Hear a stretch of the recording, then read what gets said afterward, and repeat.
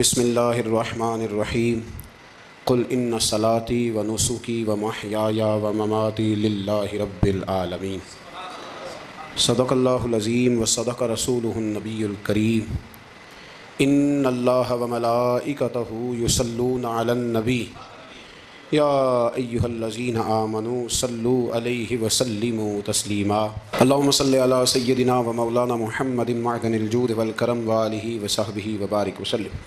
حمد و صلات کے بعد اللہ تبارک و تعالی ہم سب کا خالق و مالک ہے۔ ہمارے پاس اس قدر بے شمار نعمتیں ہیں کہ رب خود فرماتا ہے کہ تم گننا چاہو تو تم گن نہیں سکتے، اور زیادہ تر نعمتیں وہ ہیں جو اللہ نے ہمیں بغیر مانگے عطا فرمائی ہیں، بغیر ہماری خواہش کے، بغیر ہماری طلب کے، بغیر ہماری دعا کے رب کریم نے اپنے فضل سے عطا فرما دی۔ نعمتوں کے ادا کرنے کے بعد شکر کا حکم ضرور دیا گیا ہے، لیکن کوئی اتنا سخت طریقہ اس کا وضع نہیں کیا گیا کہ اب سارا دن کوئی شخص مسجد میں بیٹھا رہے تو شکر ادا ہوگا۔ اب اس کو یہ نہیں کہا گیا کہ تمہیں آنکھیں دی ہیں تو 2000 نفل پڑھو ایک آنکھ کے لیے، نہ یہ فرمایا گیا ہے کہ تمہیں اب زبان دی ہے تو تم اس طرح کرو، پہلے اس کے لیے 20,000 نوافل ادا کرو، 100 قرآن مجید ختم کرو۔ ایسی کوئی بات نہیں ہے، بلکہ اللہ تبارک و تعالیٰ نے شکر کا حکم دیا۔ اور جو چیز زیادہ اہم ہے، جو زیادہ توجہ طلب ہے، جو چیز زیادہ سمجھنے والی ہے، وہ یہ ہے کہ مالک نے سارا کچھ دے کے جو مطالبہ کیا ہے وہ یہ ہے کہ تم نے اب جو نیک عمل کرنا ہے وہ خالص میری رضا کے لیے کرنا ہے۔ قل ان صلاتی و نسکی و محیایا و مماتی للہ رب العالمین، محبوب فرما دیجیے بے شک میری نماز، میری قربانیاں، میرا دنیا میں رہنا اور میرا دنیا سے پردہ کرنا اس رب کے لیے ہے جو تمام جہانوں کا پالنے والا۔ ہمیں یہ حکم ہے کہ ہم جب بھی کوئی خیر کا کام کریں، جب بھی کوئی اچھا کام کریں، جب بھی کوئی بھلائی کا کام کریں تو اس میں نیت خالص کریں، ارادے خالص کریں۔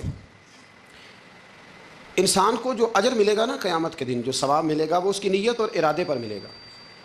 امام جلال الدین سیوطی رحمۃ اللہ علیہ سے کسی شخص نے کہا تھا جی ایک حدیث میں نے پڑھا ایک نیکی کا 10 گنا اجر ہے، ایک میں پڑھا 70 گنا، ایک میں 700 گنا ہے، تو اجر ہے کتنا؟ تو آپ فرمانے لگے جتنی نیت اچھی اتنا اجر بھی زیادہ۔ یہ تو ڈیپینڈ کرتا ہے تیرے اوپر۔ کام لوگ کراتے ہیں نا، ہماری مسجد میں کام شروع ہے، کام لوگ کراتے ہیں، اب کچھ لوگ ایسے ہوتے ہیں کوئی بھی کام کرنے والا وہ کام کا تب سے جان چھوٹے کسی طریقے سے، اور کچھ کام کرتے ہیں تو مزہ آ جاتا ہے۔ ان کی صفائی، ان کی دلچسپی، ان کا ذوق، ان کا شوق، ان کی توجہ بتلاتی ہے کہ یہ شخص واقعی کام کرنا چاہ رہا ہے اور اس کی دلچسپی ہے۔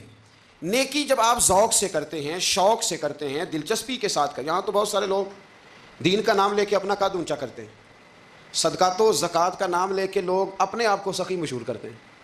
یہاں تو لوگ نماز پڑھ کے معاشرے کے اندر اپنا وقار بڑھانا چاہتے ہیں، اللہ ماشاء اللہ کہ میں نمازی ہوں۔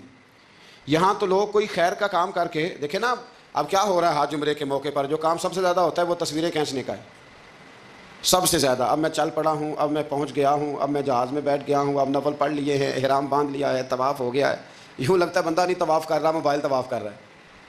یہ سب سے زیادہ لوگ ملنے آتے ہیں، پیار کرتے ہیں، دور دراز سے حضرات کئی دفعہ محبت کے ساتھ تشریف لے آتے ہیں، تو مجھے پتہ ہوتا ہے کہ اب جو کام سب سے ضروری ہے وہ تصویر کھینچنے کا ہے، وہ کرنا ہی ہے اور وہ کرنا ہی پڑے گا، اس کی مکمل تیاری ہوتی ہے، وہ پروگرام بنا کے آئے ہوتے ہیں۔ میرے بھائیوں یہ یاد رکھیں کہ کوئی بھی کام جب تک اس میں اللہ تعالیٰ کی رضا شامل نہیں ہوتی، دیکھیں نا اللہ دلوں کے حال جاننے والا ہے۔ اگر کوئی شخص کسی قسم کی بددیانتی کرتا ہے، خیانت کرتا ہے، ظلم کرتا ہے، وہ لوگوں سے چھپ کے بھی کرے تو رب کریم کی سزا سے بچ سکتا؟ وہ چھپ کے کرے کیا کر لے گا؟ نبی کریم صلی اللہ علیہ وسلم نے فرمایا رب جب کسی کو رسوا کرنا چاہتا ہے تو 7 پردوں کے پیچھے چھپے بھی کر دیتا ہے، اور جب اللہ کسی کو عزت دینا چاہتا ہے تو پھر کوئی اس سے چھین سکتا؟ یہ میرے مالک کا نظام ہے، اس میں آپ کسی قسم کی کوئی جو ہے وہ مداخلت کرنے کے مجاز نہیں ہے۔ اپنی ارادوں کو، اپنی نیتوں کو، اپنے شوق اور ذوق کو خالص رکھیں اللہ کی رضا کے لیے، اس میں شائبہ نہ ہو، شک نہ ہو، کسی قسم کا غیر کی آمیزش نہ ہو۔ نماز پڑھیں تو اللہ کی رضا کے لیے، صدقات و خیرات کریں تو اللہ کی رضا کے لیے۔ کسی کام میں آپ مداخلت کرتے ہیں، بھائیوں کی لڑائی ہو گئی ہے، دوستوں کا جھگڑا ہو گیا ہے، رشتہ داروں میں کسی جگہ کوئی ایسی ضرورت پڑ گئی ہے جہاں آپ کے مداخلت کرنے سے حالات بہتر ہو سکتے ہیں تو مداخلت ضرور کریں، چودھری بننے کے لیے نہیں، پنچایت کا سرپنچ بننے کے لیے نہیں، اس نیت سے کہ میرے نبی پاک علیہ السلام نے فرمایا جس نے 2 لوگوں کی صلح کرا دی رب 2 حج اور 2 عمرے کا ثواب عطا فرمائے گا۔ اس ارادے سے، اس نیت سے، اس ذوق سے، اس شوق سے، اس توجہ کے ساتھ آپ آگے بڑھیں گے کہ ہم نے اللہ کی رضا کے لیے کرنا ہے۔ ہمارے آج کل کے جتنے امور ہیں ان امور کے اندر دنیا داری غلبہ کرتی چلی جا رہی ہے۔ ہر کام میں دنیا داری کی آمیزش ہو جاتی ہے، نہ چاہتے ہوئے بھی، نہ ارادہ کرتے ہوئے بھی، بہت ساری جگہوں پہ۔ اور دنیا داری اتنی غالب ہو گئی ہے کہ دنیا ہی دنیا نظر آنے لگ گئی ہے، دنیا ہی دنیا، یعنی کوئی چیز کیمرے کی آنکھ سے چھپ نہیں پا رہی، کوئی بات ایسی نہیں جس پر لوگوں کی نظریں نہ ہوں۔ کوشش کریں۔ اور عجیب بات یہ ہے کہ دنیا داری ہو، دولت ہو تو اس کو چھپا کے رکھا جاتا ہے، اور دین کی کوئی بات ہو اس کو نشر کرنا ضروری سمجھا جاتا ہے تاکہ لوگوں کو میرے تقوی اور میری پرہیزگاری کی خبر جلدی جلدی مل جائے۔ میرے نبی کریم علیہ الصلوۃ والسلام نے خالص اللہ کی رضا کے لیے ہر کام کرنے کا حکم دیا۔ سیدہ عائشہ صدیقہ رضی اللہ تعالیٰ عنہ راوی ہیں، الترغیب والترہیب میں حدیث ہے، پیارے حبیب کریم سید عالم صلی اللہ تعالیٰ علیہ وسلم نے ارشاد فرمایا کہ حضور ایک دن مجمع، صحابہ کے مجمع میں حضور نے پوچھا بتاؤ اسلام کی سب سے مضبوط بنیاد کیا ہے؟ ایک صحابی نے کہا یا رسول اللہ نماز پڑھنا۔ 5 وقت لوگ جمع ہوتے ہیں، ایک دوسرے کا حال احوال پوچھتے ہیں، معاملات ہوتے ہیں۔ یا رسول اللہ صلی اللہ تعالیٰ علیہ وسلم مضبوط بنیاد ہے اسلام کی نماز پڑھنا، 5 وقت جمع ہونا۔ حضور نے فرمایا بات تمہاری ٹھیک ہے پر تم میری مراد کو نہیں پہنچے۔ عرض کی حضور حج کرنا، مختلف رنگ، مختلف نسلیں، مختلف قبیلے، مختلف بولیاں، لیکن جب حج کرنے پہنچے تو لباس بھی ایک ہی ہو گیا، گفتگو بھی ایک ہی، لبیک اللہم لبیک لبیک لا شریک لک لبیک ان الحمد والنعمت لک والملک لا شریک لک لبیک۔ ایک ہی صف میں کھڑے ہو گئے محمود و یاز، نہ کوئی بندہ رہا نہ کوئی بندہ نواز۔ نبی رحمت سید عالم صلی اللہ علیہ وسلم سے عرض کی حضور یہ حج جو ہے نا اس میں بڑی یکسانیت ہوتی ہے، ہر رنگ ہر نسل کا آدمی ایک تسبیح کے دانے کی طرح ایک جگہ پہ پرو دیا جاتا ہے، تو لگتا ہے یہ اسلام کی مضبوط بنیاد ہے۔ محبوب فرمانے لگے بات تمہاری ٹھیک ہے پر تم میری مراد کو نہیں پہنچے۔ عرض کی حضور پھر زکوٰۃ، صدقات، خیرات اسلام کی مضبوط بنیاد ہے۔ کیوں؟ وہ اس لیے کہ غریب امیر کو دیتا ہے، امیر غریب کو دیتا ہے، اور غریب امیر سے لیتا ہے تو ایک رشتہ بنتا ہے، ایک تعلق بنتا ہے۔ محسن کا اور احسان مند کا بڑا گہرا رشتہ ہوتا ہے، بڑا ایک دوسرے سے پیار کرتے ہیں، ایک دوسرے کو چاہتے ہیں، ایک دوسرے کے لیے اچھے جملے بولتے ہیں، ایک دوسرے کے لیے ہمیشہ ان کے جذبات ٹھنڈے میٹھے اور اچھے ہوتے ہیں، تو لگتا ہے یہ اسلام کی مضبوط بنیاد ہے۔ حضور فرمانے لگے بات تمہاری ٹھیک ہے پر تم میری مراد کو نہیں پہنچے۔ تو پھر صحابہ عرض کرنے لگے حضور ہماری رعایت فرما دیں، پھر ایک رحمت کی نظر کر دیں، آپ ہی بتا دیں اسلام کی مضبوط بنیاد کیا ہے۔ تو محبوب فرمانے لگے اسلام کی مضبوط بنیاد ہے اللہ کی رضا کے لیے کسی سے محبت کرنا۔ کس کی رضا کے لیے؟ خالص اللہ کی رضا کے، اور اللہ کی رضا کے لیے کسی سے بغض رکھنا، عداوت رکھنا، اللہ کی رضا کے لیے محبت بھی اللہ کے لیے، عداوت بھی، ذاتی دشمنی کوئی نہیں، ذاتی اختلافات کوئی نہیں، ذاتی رنجشیں کوئی نہیں، ذاتی لڑائیاں کوئی نہیں، ذاتی جھگڑا کوئی نہیں، خالص اللہ کی۔ ہمارے ہاں لڑائیاں ذاتی لڑی جاتی ہیں، اس نے مجھے شادی پہ دعوت نہیں دی، اس نے مجھے پروٹوکول نہیں دیا، یہ کہاں پہنچ گیا میں کہاں رہ گیا، ذاتی لڑائیاں لڑی جاتی ہیں، دینی نہیں، مذہبی نہیں، اخلاقی نہیں۔ دیکھیں آپ، چاہیے تو یہ تھا نا کہ شادی کے موقع پر یہ لڑائی نہ ہوتی کہ اس نے مجھے پوچھا کیوں نہیں، لڑائی یہ ہوتی کہ یار تو غیر شرعی کام کوئی نہ کرنا، اللہ رسول کی ناراضگی والا کام کوئی نہ کرنا، اگر تو نے کیا تو میں نے کوئی نہیں آنا، اگر تو یہ حرکت کرے گا تو پھر میرا تیرا معاملہ درست نہ رہ سکے گا۔ یہ لڑائی ہونا چاہیے تھی، نہ کہ یہ لڑائی ہوتی کہ مجھے بلایا کیوں نہیں، پروٹوکول کیوں نہیں دیا، اعزاز کیوں نہیں دیا۔ تو حضور نے فرمایا اسلام کی مضبوط گرہ، اسلام کی مضبوط بنیاد ہے اللہ کی رضا کے لیے محبت کرنا اور اللہ کی رضا کے لیے کسی سے عداوت رکھنا۔ حضرت موسیٰ کلیم اللہ علیہ نبینا علیہ الصلوۃ والسلام پر اللہ کریم نے وحی فرمائی کہ اے موسیٰ، اے میرے کلیم، میرے لیے بھی کوئی کام کیا ہے؟ عرض کی اللہ میں نے نمازیں پڑھی، روزے رکھے، تبلیغ کی۔ فرمایا وہ تو آپ کی ذمہ داریاں تھیں، وہ تو آپ نے اپنے لیے کیا، میرے لیے بھی کچھ کیا ہے؟ رب کریم نے پوچھا موسیٰ میرے لیے بھی کچھ کیا ہے؟ عرض کی اللہ یہ سارا کچھ، فرمایا مالک تیرے لیے کیا؟ کہا یہ تو آپ نے اپنے لیے کیا، آپ کی ذمہ داریوں میں شامل تھا، مالک تیرے لیے کیا ہے؟ فرمایا کسی بندے سے محبت کی ہے کہ یہ اللہ کا بندہ ہے، کسی بندے سے محبت کی ہے کہ یہ اللہ کا بندہ ہے، یا کسی کے ساتھ تمہاری صرف اس لیے ناراضگی ہو کہ یہ اللہ کا نافرمان ہے، اللہ رسول کا دشمن ہے، معاذ اللہ بے ادب ہے۔ میرے بھائی سمجھ لیں اچھی طرح اور اپنے دل کے کونے میں یہ بات بٹھا لیں کہ زندگی میں جو کام کریں وہ اللہ کی رضا کے لیے، چھوٹا سا بھی خیر کا کام۔ میرے رسول کریم علیہ السلام کا جو سب سے پہلا فرمان ہے نا بخاری میں، وہ یہ ہے کہ انما الاعمال بالنیات، تیرے عمل کا دار و مدار تیری نیت پر ہے، تیرے ارادے پر ہے، بنیاد تمہاری نیت ہے۔ بنیاد یہ ہے کہ تمہارا اندر سے اس کام کے لیے ذوق کیا ہے، شوق کیا ہے۔ اگر وہ بنیاد مضبوط ہے تو پھر عمل کی جو آپ چھت ڈالیں گے وہ ساری چھت بھی مضبوط ہے، لیکن اگر ارادے کچے ہیں، کمزور ہیں، سازشیں ہیں، رنجشیں ہیں، اندر معاملات گڑبڑ ہیں، تو پھر کبھی دیواریں مضبوط ہو سکتی۔ نیتیں اچھی کریں۔ بڑی سادی مثال، بڑی صاف ستھری، مولا کائنات شیر خدا حضرت علی المرتضیٰ کرم اللہ تعالیٰ وجہ الکریم نا، آپ ایک جگہ جنگ لڑنے کے لیے گئے، جہاد ہو رہا ہے۔ عرب کے جو لوگ ہوتے تھے وہ دشمن کو سزا بڑی سخت دیتے تھے۔ بعض لوگ مطالبہ بھی کرتے ہیں نا سخت سزا کا۔ ہمارا سرائکی کا ایک شاعر ہے، وہ کہا کرتا ہے، جے تانگی ساڑی زندگی تو تے دے سخت سزا تیری جان چھٹے، ساکو مار نہ شاکر کستاں وچ یک لخت مکا تیری جان چھٹے۔ عرب کے لوگ نا سخت سزا دیتے تھے، سخت، وہ اذیت دیتے، کبھی انگلی کاٹ دیتے، کبھی ہاتھ کاٹ دیتے۔ مختار سقفی نے جب امام علی مقام رضی اللہ تعالیٰ عنہ کے قاتلوں کو قتل کیا تو زیادہ تر کی گردنیں نہیں کاٹی تھی، بلکہ اس نے ہاتھ پیر کاٹ کے لوگوں کو جنگلوں میں پھینک دیا تھا، تڑپ تڑپ کے لوگ مر گئے۔ اسلام اس اذیت کا قائل ہے۔ اہل عرب اذیت دیتے تھے، بلکہ دشمن جب نڈھال ہو کے گر جاتا تھا نا تو اس پر گھوڑے دوڑا دیتے تھے، گھوڑے دوڑ جاتے تھے اس پر، لاشیں مسک کر دیتے تھے، ناک کان آنکھیں نکال ڈالتے تھے، ٹکڑے کرتے تھے وجود کے، اذیت دیتے تھے۔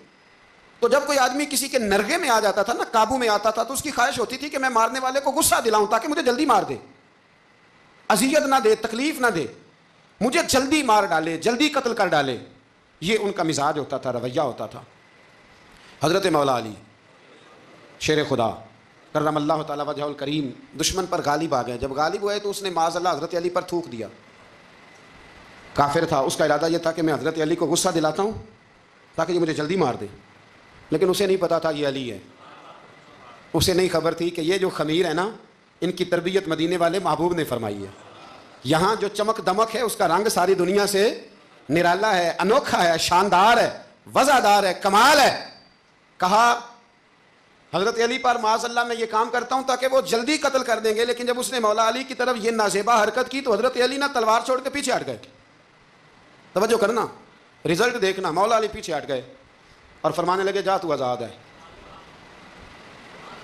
وہ کہنے لگا میں آزاد ہوں، کس طرح، کیسے؟ تو حضرت علی فرمانے لگے میرا تیرا ذاتی جھگڑا تو کوئی نہیں نا، نہ تو نے میری زمین پہ قبضہ کیا، نہ میرا مال لوٹا، نہ میری عزت پر ہاتھ ڈالا، میرا تیرا جھگڑا اللہ کی رضا کے لیے، خالص اس لیے کہ تو اللہ کی نافرمانی کر رہا، خالصتاً اس لیے تیرا اور میرا یہ جھگڑا ہے۔ باقی جہاں تک تعلق اس بات کا ہے کہ اب تو نے میری ذات شامل کر دی، اب تو نے مجھے تکلیف دے دی، اب تو نے مجھے اذیت میں مبتلا کر دیا، تو حضرت مولا علی شیر خدا فرمانے لگے اب ذات آ گئی ہے میری بیچ میں، اب میری ذات بیچ میں آ گئی ہے، اب اگر میں تجھے قتل کروں گا تو لگے گا میں نے اپنے ذاتی غصے میں قتل کیا ہے، لہٰذا اب معاملہ یہ ہے کہ میں تجھے آزاد کرتا ہوں، اب تو چھٹی کر سکتا ہے، جا سکتا ہے، دوبارہ کبھی میرے ہاتھ آئے گی تو دیکھی جائے گی۔ مولا کائنات نے اسے چھوڑ دیا، لیکن وہ حضرت علی کا غلام بن گیا، وہ غلام بن گیا۔ کہنے لگا علی اب سمجھ آئی ہے کہ دین کتنا شاندار ہے، دین کتنا اعلیٰ ہے، دین کی قدریں کتنی پاکیزہ اور کتنی حسین ہیں، اور کتنا منور ہے محبوب کریم کا دین، آپ مجھے کلمہ ہی پڑھا دیں۔ گویا جو بندہ تلوار سے فتح نہ ہو سکا وہ مولا علی کے خلوص سے فتح ہو گیا، حضرت علی کے خلوص سے، للہیت سے، اللہ کے ساتھ جو ان کا رشتہ تھا اس رشتے کی برکت سے وہ آدمی فتح ہو گیا۔ میرے بھائی ہمارے معاملات کے اندر للہیت ختم ہوتی جا رہی ہے، خلوص نہیں رہا، کرامتیں ہیں، کہانیاں ہیں، داستانیں ہیں، الزامات ہیں، جھوٹ ہے، فریب ہے، فراڈ ہے، بڑا کچھ ہے۔ اگر نہیں ہے تو خلوص نہیں ہے، اگر نہیں ہے تو ہمارا اللہ اور اس کے رسول کے ساتھ رضا والا معاملہ نہیں ہے۔ کسی چیز کو اس کی حقیقت کی بجائے ہم تصورات کی دنیا میں جا کے، خیالات توہمات اور افواہوں کی دنیا میں جا کے اس کو قبول کرتے ہیں۔ یاد رکھو جن لوگوں کی زندگیاں اللہ کی رضا کے لیے تھیں وہ لوگ بڑے اچھے تھے، بڑے خوش بخت تھے، بڑے خوش نصیب تھے، انہیں بدر کے میدان میں گردنیں کٹانے میں بھی بڑا ہی مزہ آیا تھا انہیں۔ اب دیکھیں نا احد کے میدان میں جانے دینے میں بھی انہیں بڑا مزہ آیا۔ جب آدمی میں خلوص ہوتا ہے تو اس کے لیے جان قربان کرنا بھی آسان ہو جاتا ہے، لیکن جب خلوص نہیں ہوتا پھر گفتگو ہوتی ہے، پھر باتیں ہوتی ہیں، پھر داستانیں ہوتی ہیں، پھر کہانیاں ہوتی ہیں، پھر لب و لہجہ ہوتا ہے، پھر منصوبہ سازی ہوتی ہے، پھر ہیلے بہانے، پھر سغرے کبرے جوڑ کے لوگ کہانیاں اور داستانیں بناتے ہیں۔ خلوص اور للہیت کے ساتھ اللہ کی بارگاہ میں جھکیں، عبادتوں کا، ریاضتوں کا، تلاوتوں کا، جتنا اللہ ہمیں موقع دیتا ہے اس میں خلوص شامل کرنے کی کوشش کریں۔ للہیت شامل کرنے کی کوشش کریں، اللہ کی رضا شامل کرنے کی کوشش کریں۔ میرے نبی رحمت صلی اللہ تعالیٰ علیہ وسلم نا حضرت معاذ ابن جبل کو جب یمن کے لیے روانہ کرنے لگے تو رسول پاک علیہ السلام نے بڑی نصیحتیں فرمائیں۔ ان نصیحتوں میں درد بڑا تھا، کیوں؟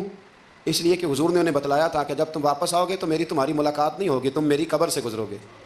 اکھاں جدوں میٹیاں زمانہ مینوں روے گا، اپنا تے اپنا بیگانہ مینوں روے گا۔ جدوں نہ میں دسیا میں خاراں نوں میں خانے وچ، جام ٹوٹ جان گے تے میں خانہ مینوں روے گا۔ کئی لک لک رون گے تے کئی بک بک رون گے، گلیاں دا ایانا تے سیاਣਾ مینوں روے گا۔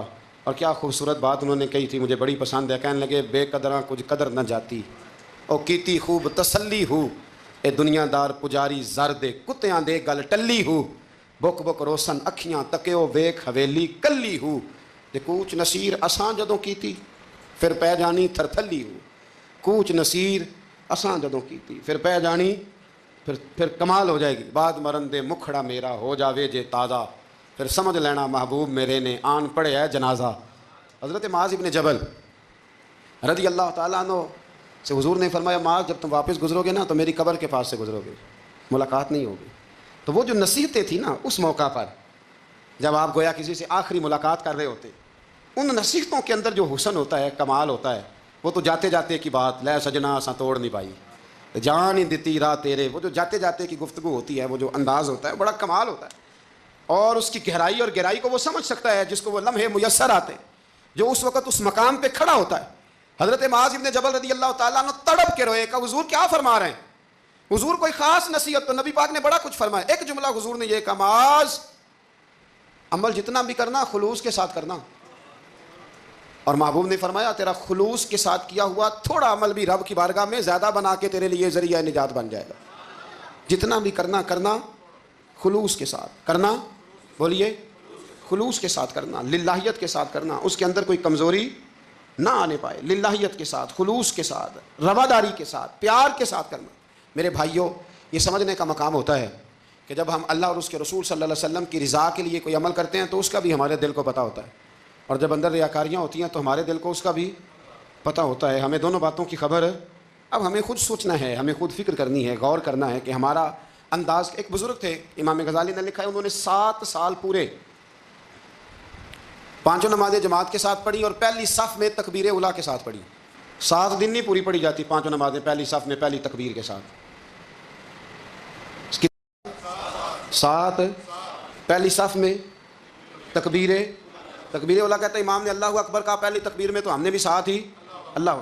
پہلی صف میں 7 سال تک 5 نمازیں تکبیر اولیٰ سے بہت بڑا کارنامہ ہے، بہت بڑی بات ہے۔ مطلب بندہ یہاں سے اٹھ کے آتے وضو کرتے، کوئی معاملہ آ گیا، کوئی مطلب اس کو حاجت ہو گئی استنجا وضو کی، تو وہ ٹائم نکل جاتا ہے، کئی دفعہ ایسے ہوتا ہے۔ 7 سال پورے نماز پڑھی تو کہتے ہیں 7 سال کے بعد نا ایک دن 8واں سال لگا ہوا تھا تو بزرگ فرماتے ہیں میں ذرا لیٹ ہو گیا، تکبیر اولیٰ تو مل گئی پر پہلی صف نہ ملی، تیسری صف میں جگہ ملی۔ بزرگوں کے تقوی دیکھیے گا، فرماتے ہیں تیسری صف میں نے نماز پڑھی تو میرے دل کے اندر خیال آیا یار لوگ کیا سوچیں گے کہ اتنا اچھا اس کا ریکارڈ تھا، پہلی صف میں یہ نماز پڑھتا تھا تو آج تیسری صف میں لوگ کیا سوچیں گے۔ فرماتے ہیں جب یہ لفظ زبان پہ آیا تو میرا ضمیر بول پڑا، جب یہ سوچ دل میں آئی تو میرا اندر تڑپ اٹھا، چھم چھم میرے آنسو نکلنے لگے، میں رویا۔ اور فرماتے ہیں لوگ چلے گئے اور میں نفل پڑھتا روتا رہا۔ میں نے کہا اللہ مجھے یوں لگتا ہے وہ 7 سال تک پہلی صف میں جو نمازیں پڑھتا رہا وہ تو لوگوں کو دکھانے کے لیے پڑھتا رہا۔ فرماتے ہیں میں نے 7 سال کی نمازیں قضا پڑھی، قضا نمازیں پڑھی، اس لیے کہ مجھے سمجھ آئی کہ وہ نماز اللہ کی رضا کے لیے نہیں تھی، وہ تو بندوں کو ریکارڈ بنانے کے لیے تھی۔ تو میں نے وہ 7 سال کی نمازیں قضا پڑھی، اور فرماتے ہیں اب دوبارہ سے جب میں جاتا ہوں تو پھر میں اپنے دل پہ غور کرتا ہوں کہ پہلی صف تکبیر اولیٰ پر یہ بتا نیت کیا ہے، یہ بتا کہ تیرا ارادہ کیا ہے۔ شیخ سعدی فرمایا کرتے تھے تیرے وجود کا قبلہ تو سیدھا ہے، دل کے قبلے کی بھی بات بتا۔ تیرے وجود کا قبلہ درست ہے پر دل کے قبلے کی بھی، ہاں خودی کا سر نہاں لا الہ الا اللہ، خودی کا تیغ فساں لا الہ، یہ دور اپنے ابراہیم کی تلاش میں ہے۔ صنم کدا ہے جہاں لا الہ الا اللہ، صنم کدا ہے جہاں لا الہ الا اللہ، اور اگرچہ بت ہیں جماعت کی آستینوں میں پر مجھے ہے حکم ازاں لا الہ الا اللہ۔ تو یہ جو ہمارا مزاج ہے نا لوگوں کو دکھانے کا، بتانے کا، سنانے کا، شیخ ابو العباس مرسی فرماتے کہ مجھے کئی دفعہ محبوب کریم علیہ السلام کا دیدار نصیب ہوا، میرا اور حضور کا معاملہ تھا. پھر میں نے لوگوں کو بتانا شروع کر دیا. فرماتے ہیں پھر انہوں نے آنا چھوڑ دیا، اس لیے کہ کچھ باتیں ایسی ہوتی ہیں جو بتانے کی نہیں ہوتی. لیکن کچھ بندوں کو بشارتیں ہوتی بڑی ہیں، وہ ان بیچاروں کو بد ہضمی ہو جاتی. وہ بتائیں نا جب تک 20 لوگوں کو، تب تک ان کی وہ بد ہضمی ختم ہے. حالانکہ ہر چیز بتانے کی، دکھانے کی، سنانے کی، ہر چیز کی وضاحت دینے کی نہیں ہوتی. ہر چیز ایسی نہیں ہوتی. حضرت ابو ہریرہ جیسے لوگ فرمایا کرتے تھے علم کی 2 تھیلیاں، ایک کھولی ہے، دوسری کھولو تو مجھے قتل کر دو. ہر چیز کو بتانے سمجھانے کی ہوتی ہے. تو خلوص دیکھیں کتنا ہے اس میں، للہیت کتنی ہے، اللہ کی رضا کتنی. الحمدللہ تعالی اس مہینے سے جو جولائی کا ہے، میرے خیال ہے 4-5 جولائی سے حج کی فلائٹ شروع ہو جائیں گی انشاءاللہ تعالی. خوش نہیں ہوئے آپ سن کے؟ جو جا رہے ہیں رب ان کا قبول فرمائے، اور جو رہ گئے اللہ انہیں موقع عطا فرمائے. ای سعادت بزور بازو نیست تا نہ بخشندہ خدائے بخشن. یہ سعادتیں بازو کی قوت سے نہیں ملتی، تبھی ملتی ہیں جب اللہ عطا کرتا ہے، جب رب اپنے فضل سے عطا کرتا ہے پھر یہ سعادتیں ملتی ہیں. لوگ حج کے لیے جا رہے ہیں، اور آپ کو پتہ ہے حج بھی آج کل ساتھ حج ہوتا ہے، ساتھ سیلفی ہوتی ہے، آخر تک چلتا ہے. ایک بزرگ تھے حضرت ابو مرتعش ان کا نام تھا. وہ فرماتے ہیں میرا 4تھا-5واں حج تھا، نفلی حج کرنے کے لیے میں جا رہا تھا. تیاری میری مکمل ہو گئی تھی، 2-4 دنوں میں میری روانگی تھی، ارادہ میرا مضبوط تھا، معاملات سارے طے ہو گئے تھے، بس میں جانے کے قریب تھا. فرماتے ہیں کہ میں ایک دن گھر میں بیٹھا تھا، اماں جی نے نا کہا بیٹا ذرا پتر ذرا پانی کا پیالہ دینا. تو فرماتے ہیں میرے دل میں خیال آیا کہ ایک تو میں عالم و صوفی ہوں، درویش ہوں، مولوی ہوں، اور دوسرا یہ کہ میری کل پرسوں تیاری بھی ہے، تو پانی تو چھوٹا بھائی بھی دے سکتا ہے، یہ کام کو بچہ بھی کر لے گا. میں نے چھوٹے کو اشارہ کیا ذرا پانی دینا، وہ گیا اور مٹکے سے پانی بھر کے اماں کو دے دیا. کہتے ہیں جب اس نے اماں کو پانی دیا نا تو میرے اندر پھر مد و جزر شروع ہوا. پھر میری ضمیر کی آوازیں اٹھنے لگیں، پھر اندر سے بلندی ہونے لگی، پھر آوازیں آئیں، اور پھر میں نے اعلان کیا. میں نے کہا خو یہ کیا ہوا؟ سینکڑوں اور ہزاروں میل حج کرنے کے لیے جانا میرے لیے آسان ہے، اور یہ 2 قدم اماں کو پانی دینا میرے لیے مشکل ہے. یہ کیا بات ہوئی؟ حالانکہ حج کرنے سے بھی اللہ نے راضی ہونا تھا، اور اماں کو پانی پلانے سے بھی اللہ نے راضی ہونا تھا. پر یہ میں کس جگہ کھڑا ہو گیا ہوں کہ سینکڑوں میل اور ہزاروں میل جا کے حج کرنا میرے لیے آسان ہے، لیکن پانی بھر کے لانا میرے لیے مشکل ہے. چند قدموں کے فاصلے پہ مٹکا پانی کا پڑا ہے. فرماتے ہیں بس اسی وقت پھر مجھے سمجھ آئی کہ وہ حج میں لوگوں نے ذرا حاجی کہنا ہے نا. حج میں لگا شور اٹھے گا نا کہ چھٹا حج کر کے آیا ہے. حج میں ذرا آوازیں اٹھیں گی نا ماشاءاللہ کیا بات ہے، پھول ڈلیں گے اور پتیاں گریں گی اور نام ہوگا. لیکن اماں کو پانی دینے سے کسی نے اعلان تو نہیں نہ کرنا، شاباش تو نہیں نہ دینی، کسی بندے نے آواز تو نہیں نہ اٹھانی. فرمایا میں اسی وقت اسی لمحے اٹھ کے ماں کے قدموں میں بیٹھا اور پیر پکڑ کے کہا ماں مجھے معاف کر دے. اماں کہنے لگی بیٹے کیا ہوا؟ میں نے کہا ماں مجھے سمجھ آ گئی، آج میرا نفلی ہے، میں اس سال نہیں جاؤں گا، اگلے سال جاؤں گا. اب یہ پورا سال میں تیری نوکری کروں گا، میں تیری خدمت کروں گا، تیرے پیر دباؤں گا، تیرے لیے کھانا لاؤں گا، میں تیری ڈیوٹی کروں گا. اس لیے کہ مجھے سمجھ آئی ہے کہ نیکی کا تصور اصل میں ہے کیا.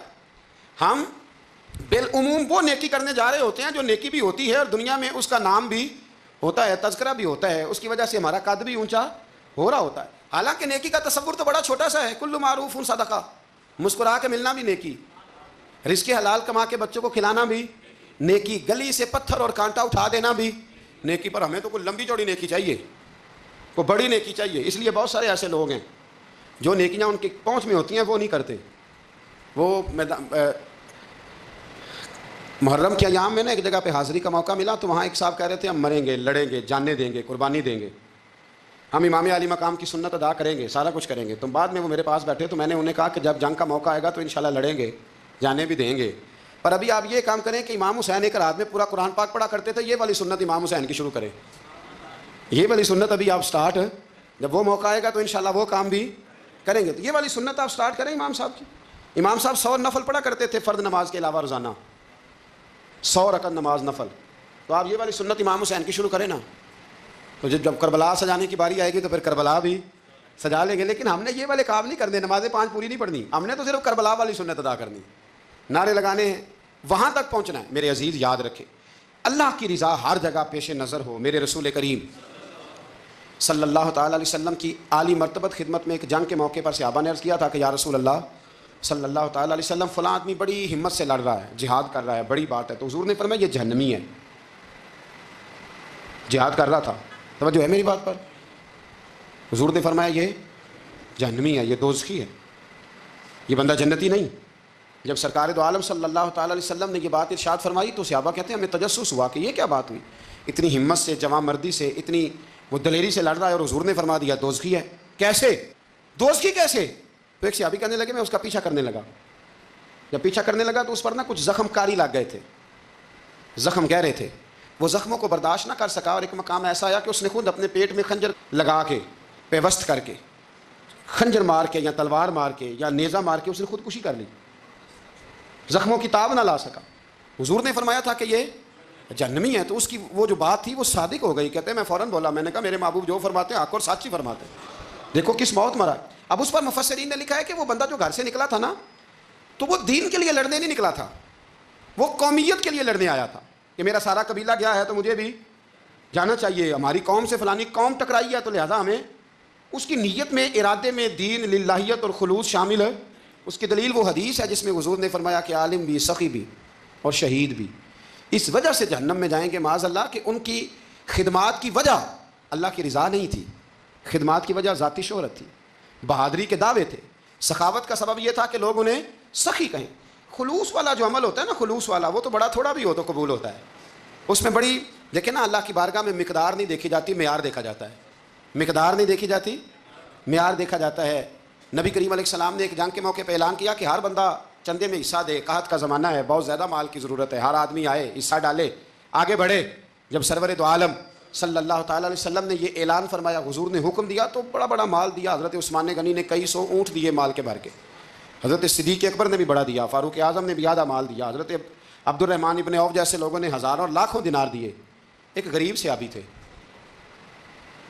وہ فرماتے ہیں میں نے زور سے عصر تک یہودی کے باغ میں مزدوری کی, چند کلو کھجوریں ملی تو لا کے میں نے حضور کی بارگاہ میں نذرانہ پیش کیا. فرماتے ہیں میرے دل میں خیال تھا کہ وہ میری اٹی کیا کرے گی, میرا ایک قطرہ کیا کرے گا, جہاں لوگوں نے لاکھوں دیے, ہزاروں دیے, تو کیا بنے گا.